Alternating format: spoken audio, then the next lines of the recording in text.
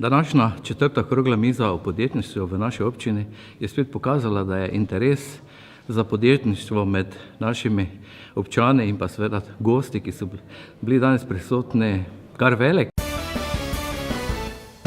Smo povabili dva uspešna podjetnika, ki sta predstavila svoje izkušnje in izkušnje svojih podjetij.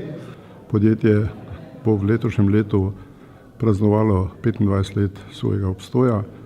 V tem času smo prehodili pomembne korake, prišli v situacijo, da nas mnogi ocenjujejo za odlično podjetje in enega izmed najboljših podjetij v branži, ne zgolj v Sloveniji, ampak tudi v srednji Evropi.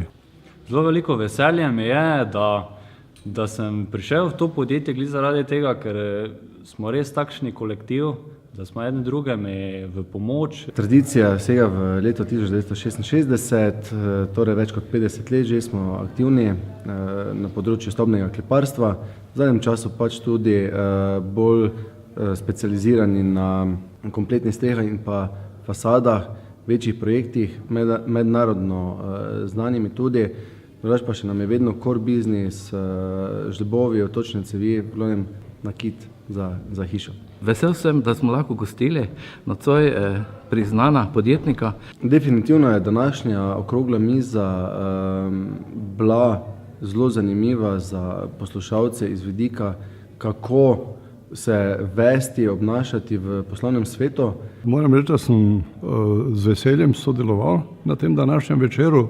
Hkrati sem pa bil prijetno presenečen. Verjamem, da smo mogoče tudi mi dobili kakšen impuls, da bomo lahko kakšno podjetniško idejo uresničili tudi v naši domači občini, torej v naši poslovno-obrtni coni. Ključnega pomena, da smo pri podjetništvu vztrajni, potrpežljivi, pogumni in jaz verjamem, da se v vsakem najde dovolj tega, da lahko uspe. Definitivno bi svetoval, da se pred odločitvijo za samostojno pot naredi en temeljit, dober poslovni načrt.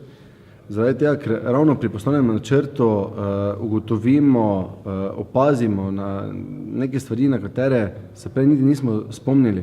Ključnega pomena je, da se zadeva da na papir, se dobro premisli, večkrat prespi, dodela in se potem strogo držimo tega poslovnega načrta. Okrogla miza nam daje neko spodbudo, da bomo seveda razvijali to podjetništvo v naši občini, kajti tudi občina nekako si to po svoje želi in tudi razvoj občine si brez razvoja podjetništva ne moremo predstavljati.